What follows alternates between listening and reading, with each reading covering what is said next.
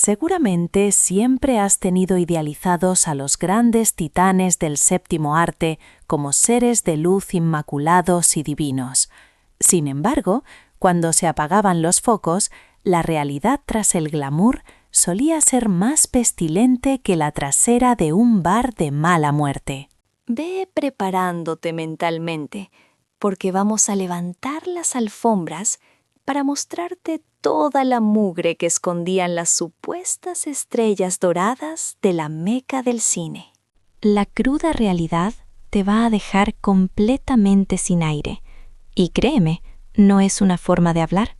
El inigualable Elvis Presley deslumbraba sobre las tablas con su impoluto traje blanco, esos movimientos de cadera que estaban casi prohibidos y una mirada capaz de fundir el hielo.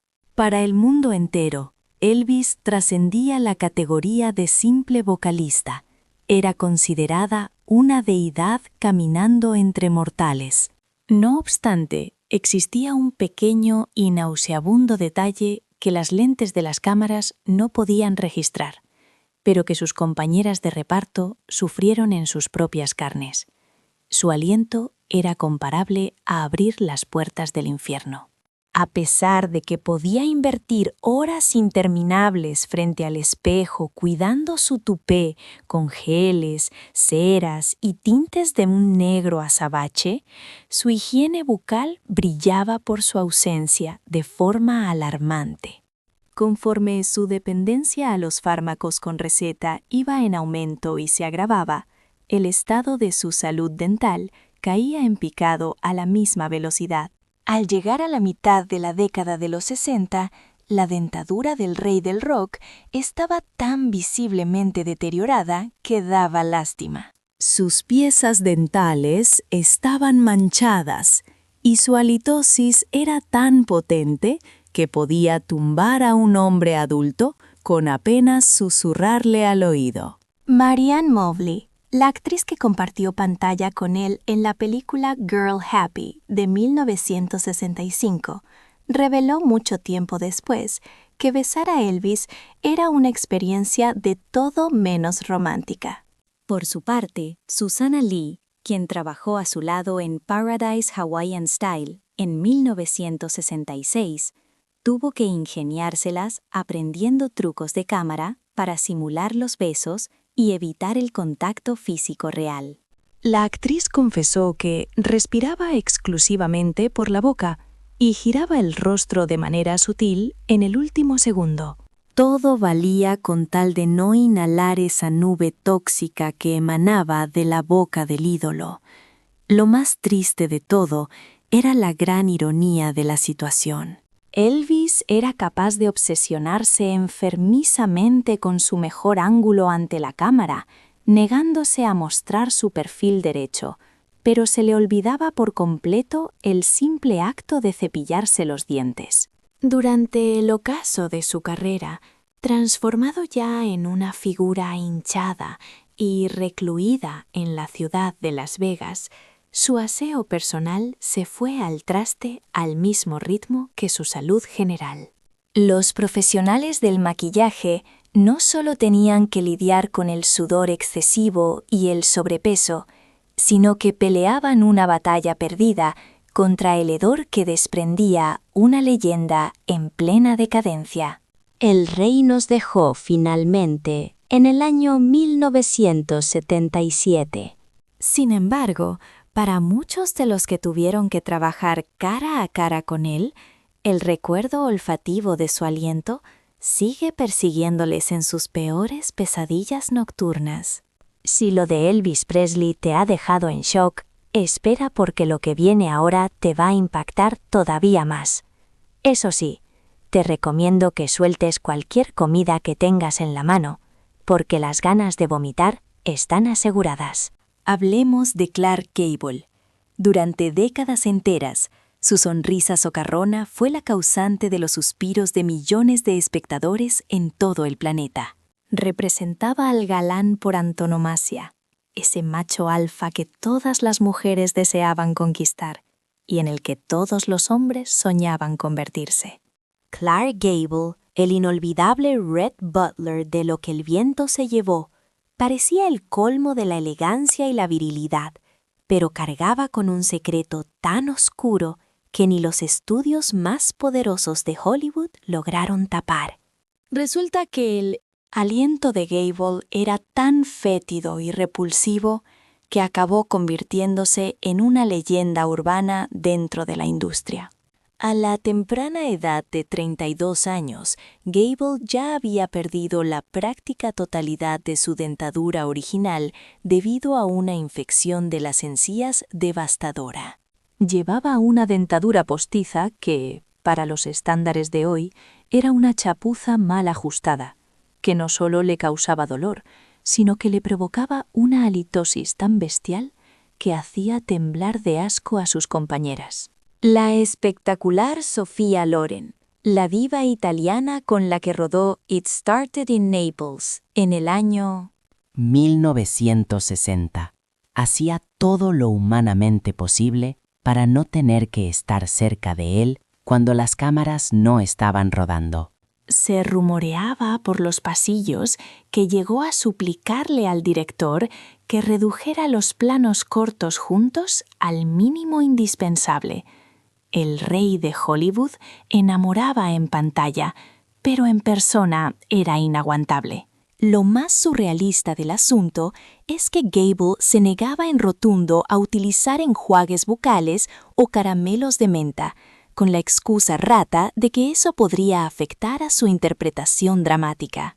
Durante la filmación de The Misfits en 1961, varios miembros del equipo técnico aseguraron que la peste de su boca se podía percibir a metros de distancia, pero nadie tenía el valor suficiente para decírselo a la cara. Tal era su poder e influencia, y tal era el mito intocable que se había construido a su alrededor. Clark Gable dominó la gran pantalla con una sonrisa que pasó a la historia. Pero tras las bambalinas, esa misma boca venía con un regalo olfativo que literalmente te quitaba las ganas de vivir. Y ahora pasamos a Elizabeth Taylor. Esos ojos de color violeta tenían el poder de hipnotizar a una sala llena de gente. Era la definición de belleza, la diosa suprema del celuloide, la mujer por la que cualquiera cruzaría océanos. Elizabeth Taylor representaba la perfección más absoluta. O eso es lo que creía la audiencia, porque de puertas para adentro, su relación con el agua y el jabón variaba drásticamente según su estado de ánimo. En el rodaje de la faraónica Cleopatra en 1963, una de las producciones más costosas y desastrosas de todos los tiempos, los trabajadores del equipo italiano empezaron a percibir algo que les hizo arrugar la nariz. La Taylor podía tirarse días enteros sin pasar por la ducha, sobre todo cuando su tormentosa relación con Richard Burton se convertía en un campo de batalla. Su gran solución: bañarse en perfume. Nubes tóxicas de Chanel, Dior y Guerlain la perseguían por el set, intentando camuflar a duras.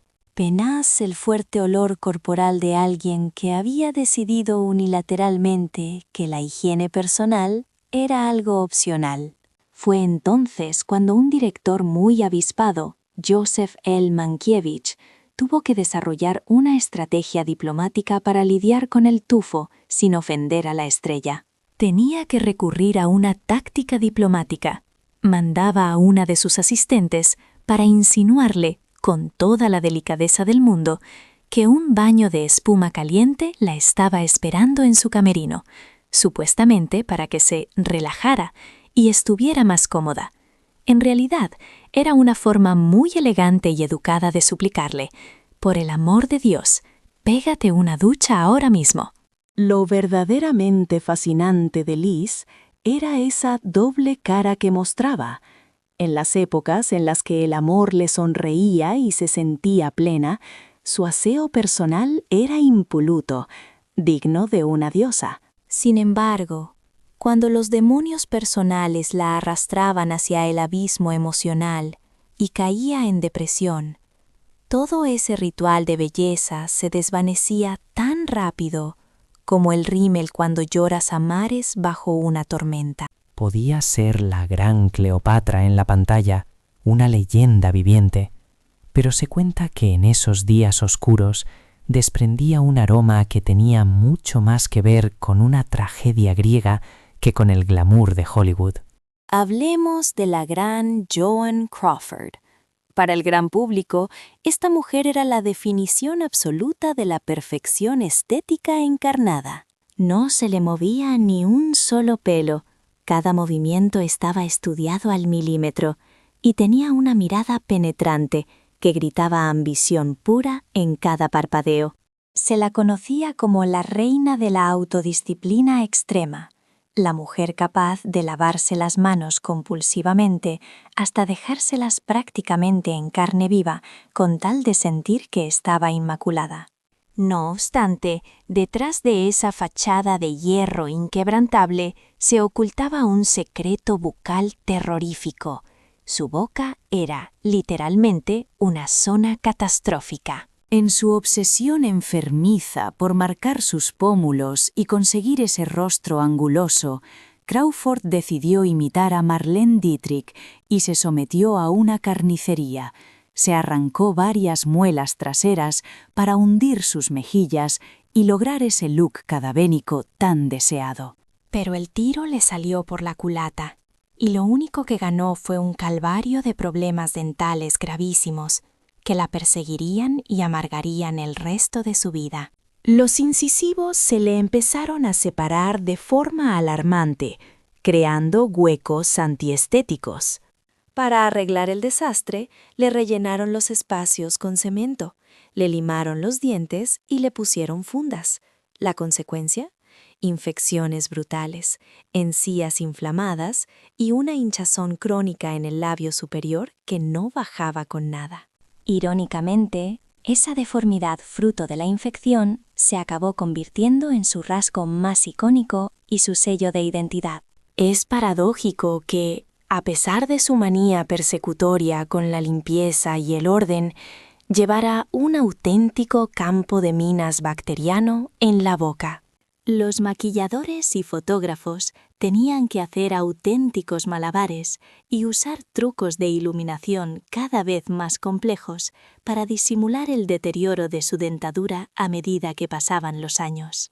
Y para colmo de males, cuando le daba a la botella, algo que se volvió costumbre en su etapa final, su aliento se transformaba en algo que tumbaba de espaldas a cualquiera que se acercara.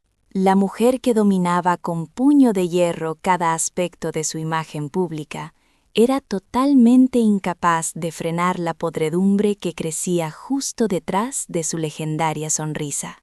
Pasemos a una figura histórica, Charlie Chaplin, con su bastoncillo, ese bombín inconfundible y el bigotito recortado que lo hizo famoso. Charlie Chaplin logró sacar carcajadas a todo el planeta sin pronunciar ni media palabra. Su personaje de Charlotte, el vagabundo, era tierno, un poco desastroso y rebosaba humanidad por los 4 costados. Pero lo que nadie se imaginaba es que cuando se apagaban los focos, Chaplin no estaba interpretando ningún papel. Fuera de la pantalla no actuaba tanto como creíamos. Según confesó su exmujer, Lita Grey, la higiene personal de este ídolo del cine mudo brillaba por su ausencia. Básicamente, el agua y el jabón eran sus enemigos declarados. Durante su tormentoso matrimonio, Lita lo definió como un genio absoluto. Sí, pero también como un hombre rematadamente guarro. Era notoriamente sucio y podía pasarse días enteros encerrado en su estudio, obsesionado con sus proyectos, sin ducharse y llevando la misma ropa interior semana tras semana. Aunque algunos pensaron que la mujer hablaba por despecho tras un divorcio complicado, muchos compañeros de rodaje confirmaron que, cuando al genio le venía la inspiración para una película, su aseo personal desaparecía. Su higiene se esfumaba más rápido que un truco de magia o un gag visual de sus comedias. La contradicción era brutal y fascinante. En los estrenos y las alfombras rojas veías a un Chaplin impoluto. Brillaba con trajes hechos a medida y una sonrisa de seductor, pero en su día a día, el hombre olía más a indigente que su propio personaje de ficción del vagabundo. Aún así, ¿quién iba a tener el valor de decirle algo o criticar al padre de la comedia moderna? Era un talento intoccabile, una leggenda irreemplazzabile. Anche nelle distanze corte hubiera que aguantar la respirazione per non marearsi con su aroma. Y llegamos a la bomba rubia, Marilyn Monroe, el símbolo sexual por excelencia, la mujer de los labios rojo pasión, la mirada ingenua y esa voz susurrante que derretía a cualquiera. Marilyn Monroe era el deseo hecho carne, un mito inalcanzable de perfección, hasta que cortaban la escena y se acababa la magia. Porque fuera de todo ese glamour prefabricado, la relación de Marilyn con la ducha era, por decirlo suavemente, bastante conflictiva. Según cuentan las malas lenguas y varias fuentes fiables, incluido el mismísimo Clark Gable, la estrella de Sucedió una noche, la actriz rara vez pasaba por la bañera, pasaba olímpicamente del desodorante y tenía la costumbre de ir a trabajar sin ropa interior. Para el público era un ángel caído del cielo, pero para sus pobres compañeros de reparto, rodar con ella podía ser una experiencia olfativa digna de una pesadilla. Clark Gable, que tuvo que compartir planos muy íntimos con ella en la película Vidas Rebeldes de 1961, le confesó a su biógrafo que la encontraba físicamente repulsiva. Y no era por su aspecto, sino por su higiene, o más bien por la ausencia total de ella. Su maquillador de cabecera, Alan Whitey Snyder, tenía que hacer auténtica ingeniería para adecentarla. Se armaba con toallitas húmedas, polvos de talco y litros de perfume fuerte, desplegando todo un arsenal para mantener esa ilusión de frescura durante las interminables jornadas de grabación. Y a pesar de los esfuerzos, muchos en el equipo de producción murmuraban que la magia de Monroe era puro humo, una fachada preciosa, construida sobre unos cimientos bastante sucios y poco higiénicos. La mujer más deseada del planeta Tierra, la misma que le cantó el cumpleaños feliz al presidente Kennedy, como si fuera la dueña del mundo. Era en la intimidad una de las celebridades más dejadas y descuidadas de Hollywood. Me cuesta asimilar que mi diosa Marilyn pudiera oler a contenedor de basura. Apestoso en los comentarios si te has quedado tan de piedra como yo con estos datos. Humphrey Bogart, esa voz ronca que parecía lijar el aire, esa mirada de acero que te atravesaba, y el sempiterno cigarro colgando de la comisura de los labios. Humphrey Bogart no era simplemente un actor. Era la definición viviente de la umbría en la época dorada del cine negro, un auténtico icono inigualable. Representaba al detective de vuelta de todo, al rebelde que nadie podía tumbar. Ese tipo capaz de plantarte un beso de película bajo un aguacero, sin que se le moviera el sombrero ni un milímetro. Sin embargo, escondía un secreto atroz que ni la mejor iluminación podía maquillar, por mucho que el equipo de rodaje intentase mirar hacia otro lado. Su aliento era legendariamente nauseabundo. El bueno de Bogart fumaba como un carretero, como si le fuera la vida en ello, ventilándose 3 paquetes diarios, sin contar los litros de whisky que se metía entre pecho y espalda en cada descanso. Aquello generaba una bomba química en su boca, un cóctel tóxico que soltaba con cada frase lapidaria y que, sinceramente, dejaba a sus compañeras de reparto al borde del desmayo. Lauren Bacall, que fue el amor de su vida, tanto dentro como fuera de los platós, fue de las pocas con el estómago suficiente para aguantar la peste de Bogart con amor y sin rechistar, pero el resto no tenía tanta paciencia. La pobre Ingrid Bergman, durante el rodaje de Casablanca, tuvo que suplicar discretamente a dirección que, por favor, cortaran los primeros planos en los que tenía que estar cara a cara con él, porque aquello era insoportable. Ese mítico beso de despedida en el aeropuerto, que ha hecho suspirar a medio mundo, podría haber sido mucho más fogoso si no hubiera estado envuelto en una nube de tabaco rancio y una higiene dental dudosa. Y la cosa no mejoró con los años. Cuando filmaron La Reina de África, el rodaje se convirtió en una auténtica tortura olfativa para todos los presentes. Katharine Hepburn, que tampoco le hacía ascos al tabaco, llegó a confesar que el ambiente entre toma y toma tenía un aroma explosivo, por decirlo de forma elegante. Lo más fuerte de todo es que Bogart era plenamente consciente de que le cantaba el aliento y le importaba un pimiento. Para él, ese tufo era parte del encanto, el peaje necesario para mantener su imagen de tipo duro y peligroso. Así es como soy. ¿Lo tomas o lo dejas?, solía decir con una media sonrisa, mientras sus interlocutores deseaban tener una máscara de gas a mano. Cambiando de tercio, Howard Hughes fue el auténtico amo de Hollywood, guapo a rabiar, multimillonario, un genio de la aviación y el hombre que se llevaba a la cama a las mujeres más espectaculares del planeta. Pero mientras el mundo entero lo adoraba como a una especie de deidad moderna, de puertas para adentro, Hughes se estaba transformando en un esclavo de sus propias manías y de su propia suciedad acumulada. Con el paso de las décadas, su pánico a los microbios cruzó la línea de la excentricidad para convertirse en una enfermedad mental severa que lo condenó en vida. Hughes terminó viviendo en pelotas, atrincherado en habitaciones en penumbra, rodeado de pañuelos de papel, frascos llenos de su propia orina y paredes que nadie tenía permiso para rozar. Para caminar, se ponía cajas vacías de pañuelos en los pies a modo de zapatos. Desechó el calzado normal, se dejó crecer las uñas de los pies hasta que parecían garras de ave rapaz, y podía pasarse meses enteros sin ver una gota de agua y jabón.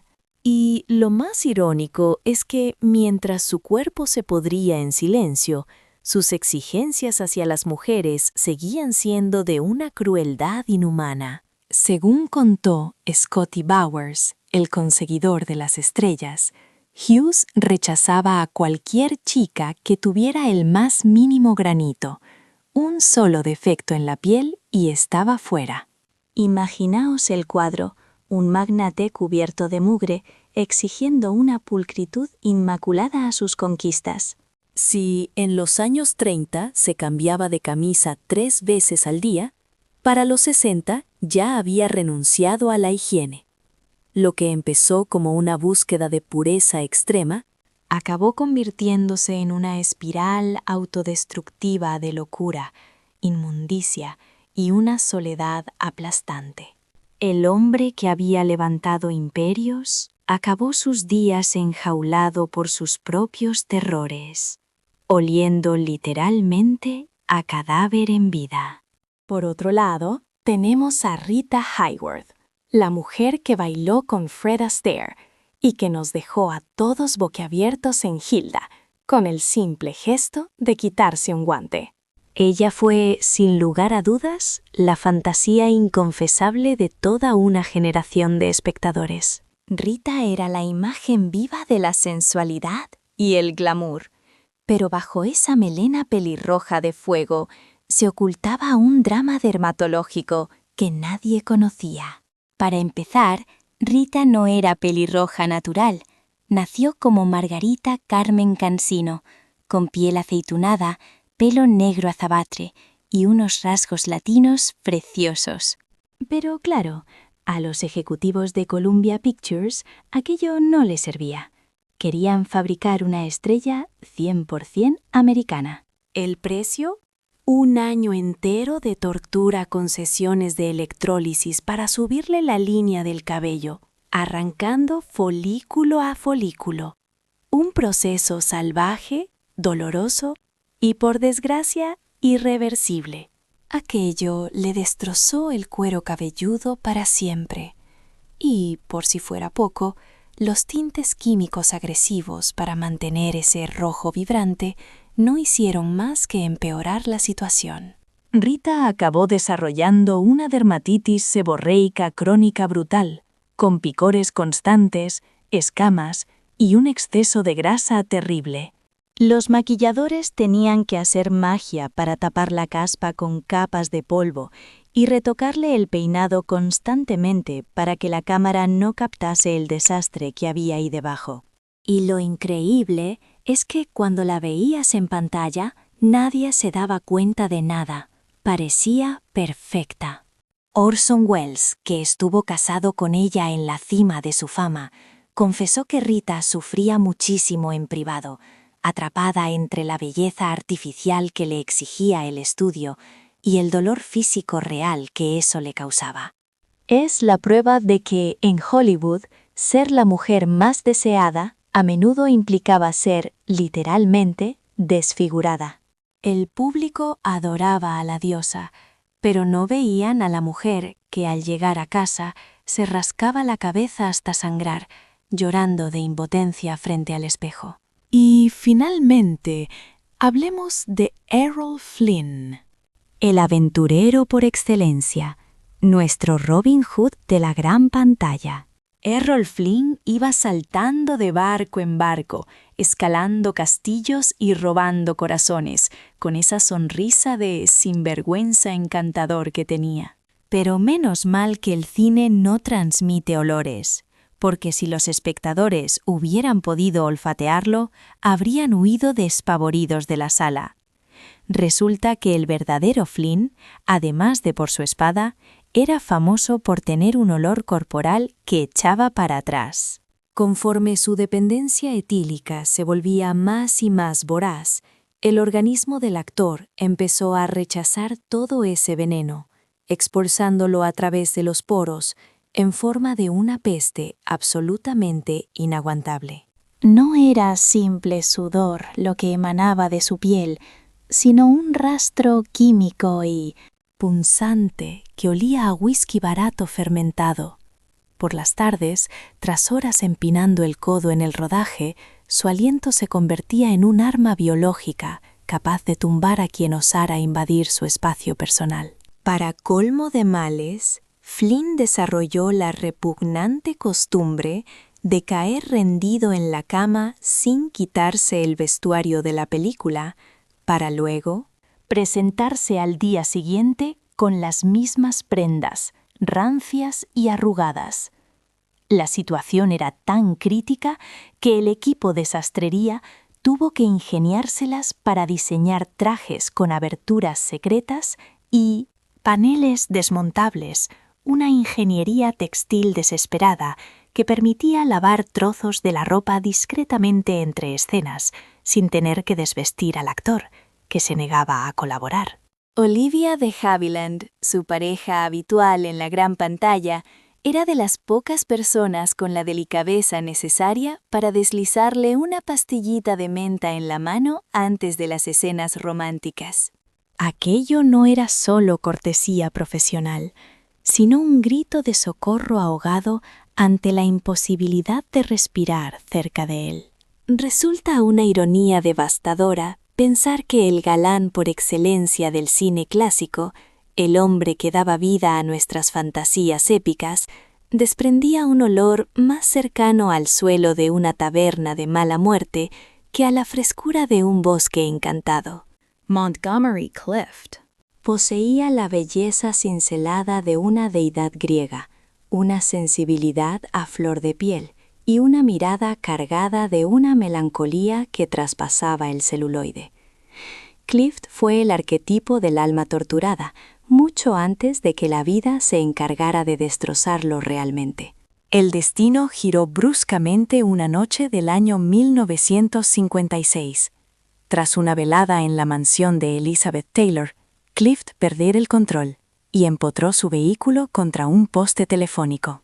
Su rostro, que era su mayor activo y herramienta de trabajo, quedó hecho añicos en cuestión de segundos.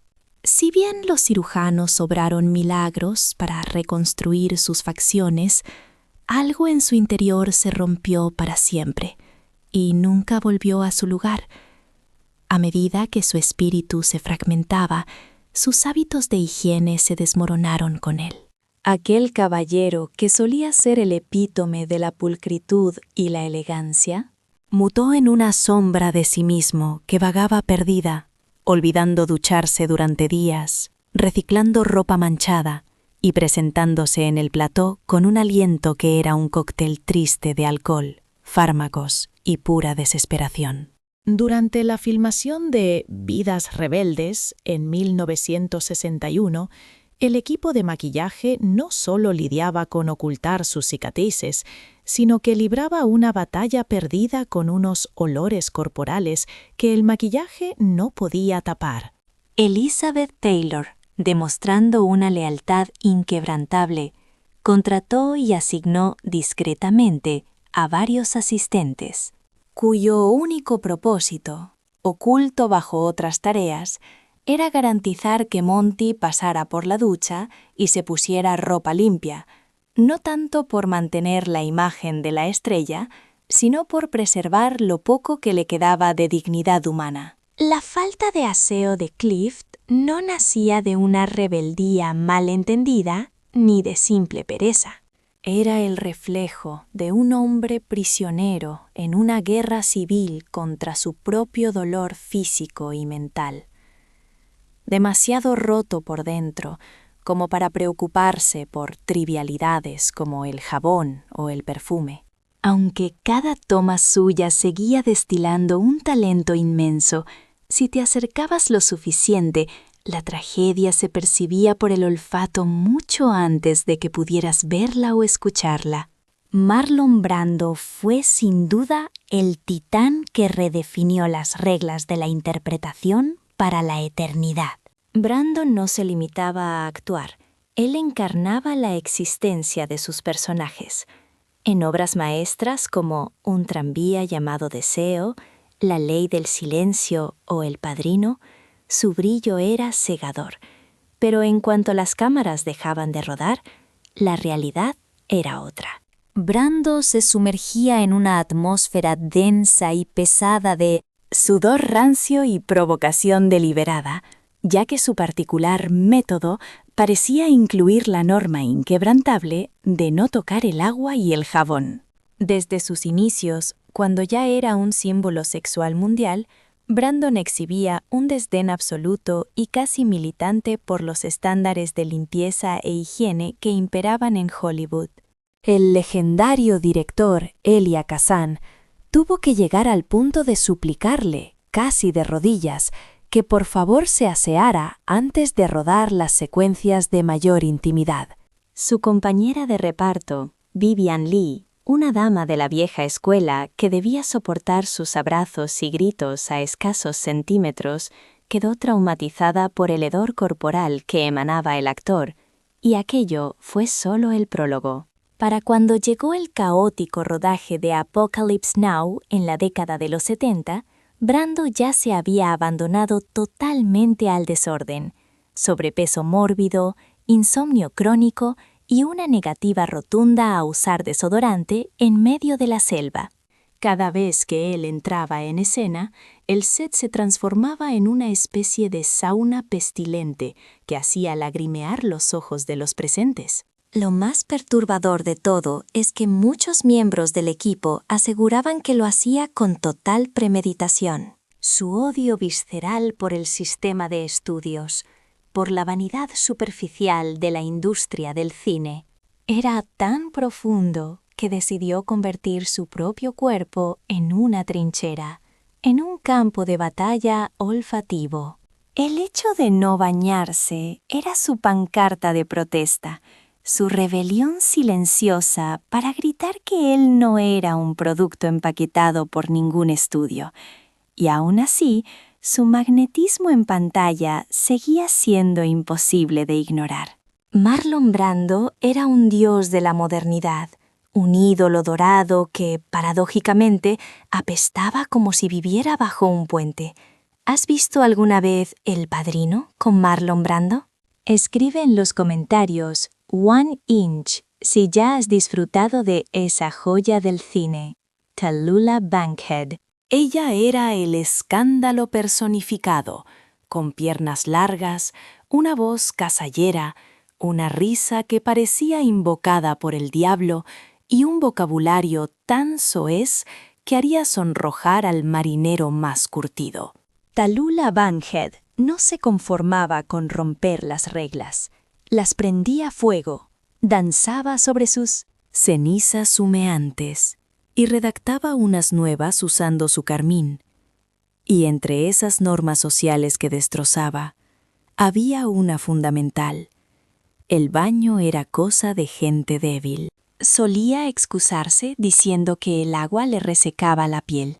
Pero detrás de ese pretexto frívolo se escondía algo más denso, una declaración de libertad salvaje y sin concesiones.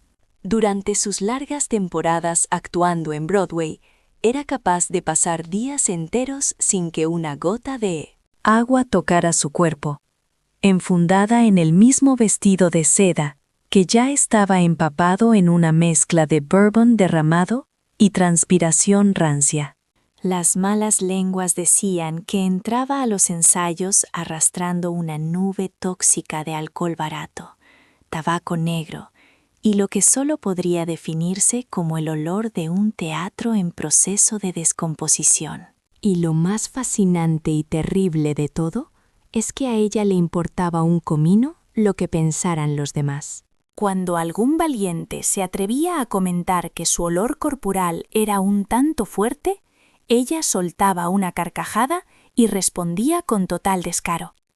«Cariño, soy tan pura como la nieve virgen recién pisada, y así es exactamente como floto por la vida». Durante la filmación de Die, Die, My Darling en 1965, su joven compañera de reparto, Stephanie Cowers, recordó vívidamente que trabajar codo a codo con Tallulah era una experiencia que atacaba todos los sentidos a la vez.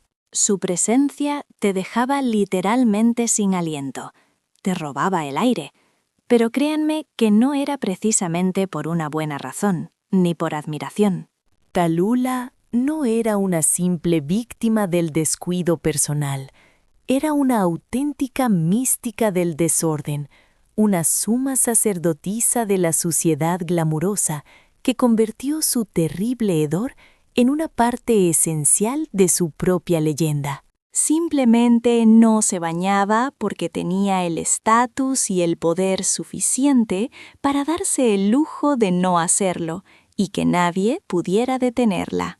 Por otro lado, James Dean era el chico malo por excelencia, el rebelde sin causa que todos idealizaban. Pero James Dean no solo desafiaba a la autoridad frente a las cámaras, también llevaba su rebelión al terreno olfativo, desafiando las normas básicas de higiene con su potente olor corporal. En una industria de Hollywood donde la imagen pulcra lo era todo, Dean adoptó un estilo de vida que rozaba peligrosamente lo antihigiénico, ondeándolo con orgullo como si fuera su bandera de guerra personal. El actor se negaba rotundamente a bañarse durante días enteros. Usaba la misma ropa durante semanas sin lavarla y consideraba que sus calcetines rojos, llenos de mugre, eran un amuleto de la suerte intocable. Durante el rodaje de la mítica Rebelde sin causa, el director Nicholas Ray se vio obligado a gestionar un conflicto que no esperaba. El equipo técnico y artístico estaba al borde del motín por el insoportable olor que emanaba de Dean. Natalie Wood, quien tenía que compartir escenas románticas muy íntimas con él, intentaba mantener la compostura profesional, pero su incomodidad y sufrimiento en los momentos de cercanía eran imposibles de ocultar. Dean no era simplemente un actor más. Se veía a sí mismo como un símbolo de la contracultura, y eso implicaba rechazar la higiene como una imposición más del sistema que tanto despreciaba. Para su filosofía, la mugre equivalía a autenticidad. La suciedad representaba la verdad, y llevar la ropa sin lavar era una extensión vital tanto de su personaje como de su propia alma atormentada. Incluso en su gran debut en Al este del Edén, el director Elia Kazan, que ya estaba acostumbrado a lidiar con personalidades difíciles como Marlon Brando, confesó que tuvo que intervenir de forma muy discreta para rogarle a Dean que se presentara un poco más limpio los días que grababan en interiores cerrados. La leyenda cuenta que Dean estaba convencido de que una chaqueta sin lavar tenía mucha más alma, mucha más historia y un peso dramático real. Lamentablemente, esa prenda también cargaba con un tufo penetrante que nadie en el set podía pasar por alto. Pasemos a Judy Garland.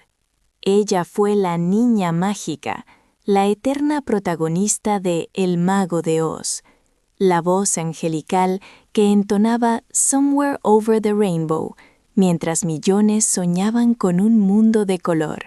Sin embargo, la realidad era cruel. Cuando los focos del estudio se apagaban y el maquillaje de estrella se derretía, Judy Garland era una mujer que vivía constantemente al borde del colapso nervioso y físico. Su falta de higiene personal no fue una elección rebelde, sino la consecuencia de ser una víctima del sistema, triturada por la maquinaria de los estudios que la fabricó. Desde que tenía apenas 6 años, la Metro-Goldwyn-Mayer la sometió a un régimen brutal de pastillas, anfetaminas para mantenerla despierta trabajando y barbitúricos para forzarla a dormir. Atrapada entre las drogas, la presión inhumana, los abusos constantes y un insomnio crónico, la simple tarea cotidiana de darse una ducha se convirtió en una montaña imposible de escalar para ella. Durante los rodajes más duros y exigentes, como en Ha nacido una estrella de 1954, la actriz necesitaba un asistente personal, cuya única función secreta era recordarle, y en ocasiones obligarla físicamente, a lavarse el cuerpo, a cepillarse los dientes y a cambiarse la ropa sucia. Su aliento, una mezcla potente de alcohol rancio y cigarrillos en cadena, podía llegar a ser abrumador, mientras que su cabello, sin lavar por días, tenía que ser resucitado por los estilistas con trucos de emergencia. Y a pesar de todo este caos, cuando lograba estar bien, era una fuerza de la naturaleza imparable. En sus días buenos, Judy brillaba con una luz que cegaba a todos. Aparecía impecable, carismática y generosa, pero en los días oscuros, que lamentablemente eran cada vez más frecuentes, llegaba al set como una sombra pálida de sí misma, con la ropa arrugada, sin ducharse y con la mirada perdida en un abismo químico. Dirk Bogarde, su compañero en la película Podría seguir cantando, de 1963, comentó con tristeza que filmar con ella era una incertidumbre total. Nunca sabía si iba a aparecer la gran Judy o simplemente su fantasma. Detrás de cada risa en pantalla, de cada nota perfecta y de cada aplauso, se escondía una mujer completamente rota, que muchas veces no tenía fuerzas ni para girar la llave del agua caliente. Hablemos ahora de Gloria Graham, una figura fascinante y trágica. En la pantalla grande era la definición de la femme fatale, una mezcla letal y seductora de dulzura aparente y peligro inminente. Gloria Graham tenía el poder de derretir un bloque de hielo con una sola de sus sonrisas, pero lo que el público ignoraba era que esa sonrisa no era completamente suya ni natural. Estaba enfermicamente obsesionada con sus labios, especialmente con el superior, el cual consideraba demasiado delgado para los estándares de belleza.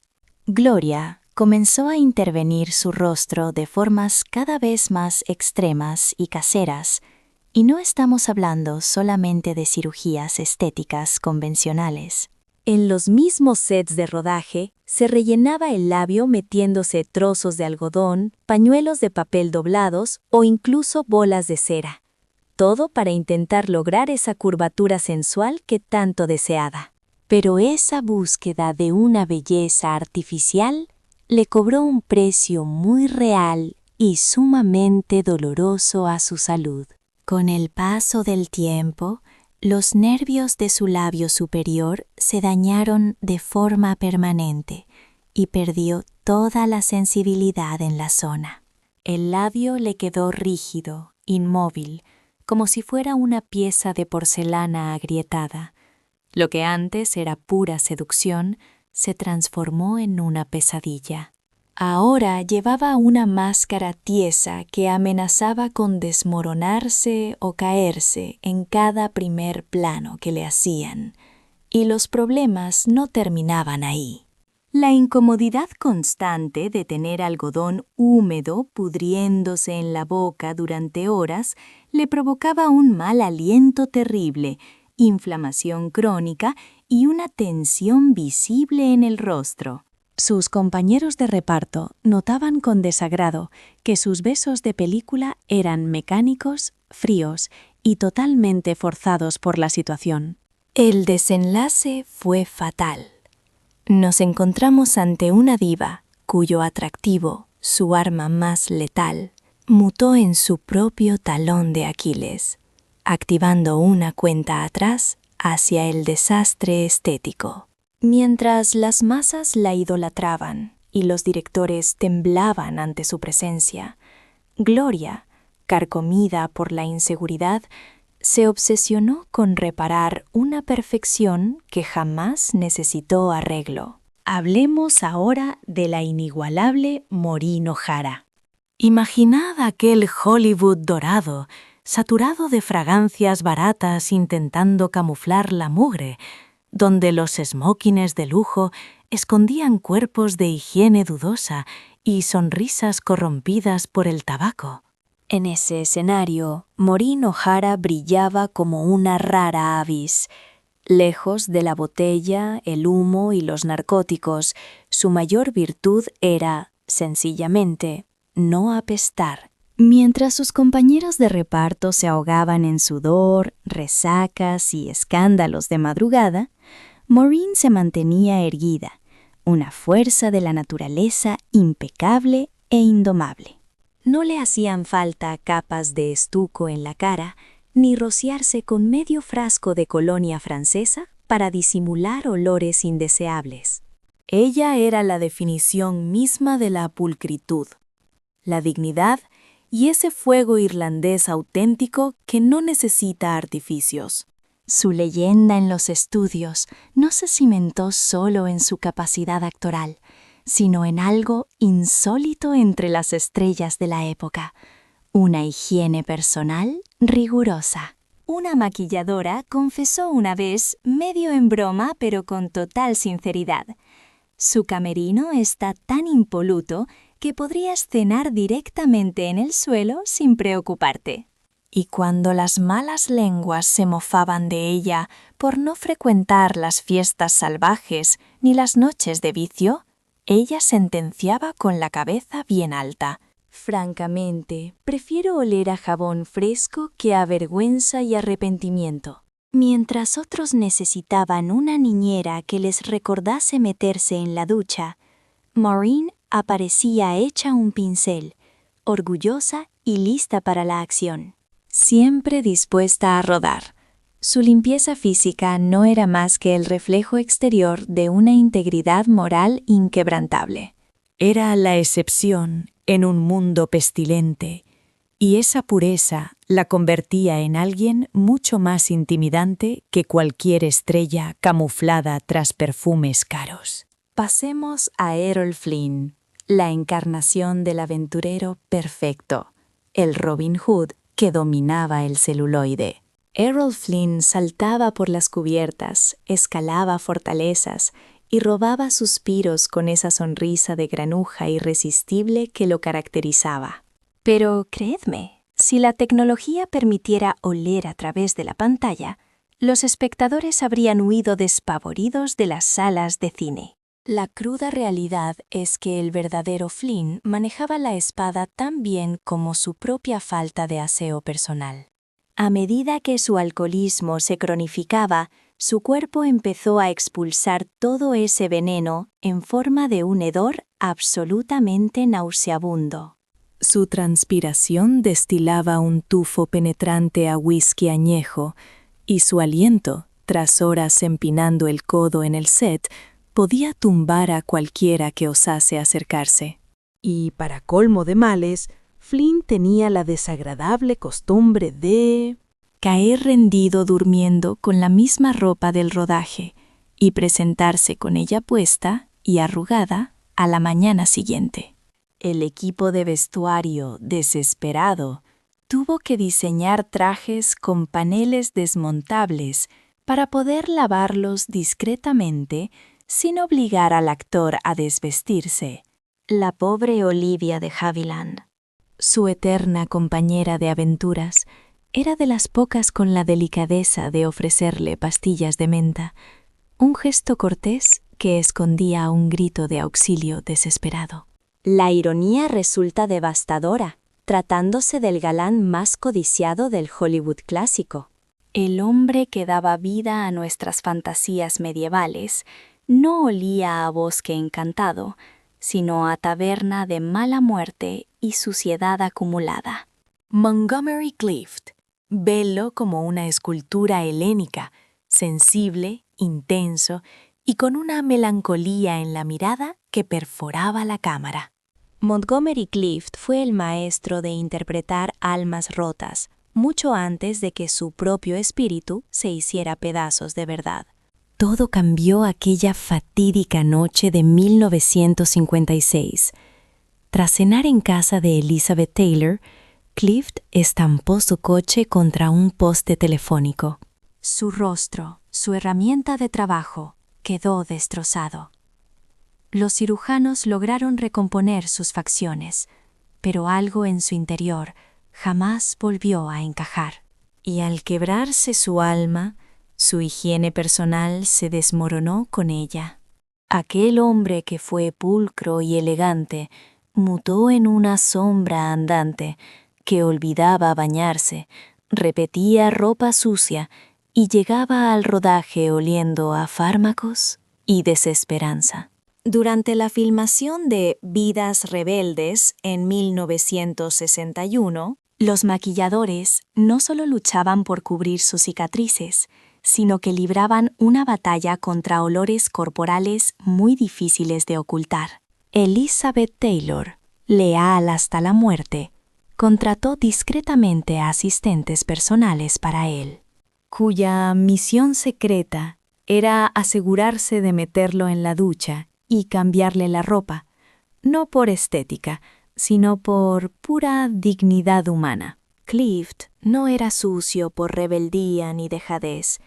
Era un hombre atrapado en una agonía física y emocional, demasiado destruido para preocuparse por el jabón. Es la inicial de un final trágico, el de un ángel caído que perdió las alas y el brillo mucho antes de perder la vida.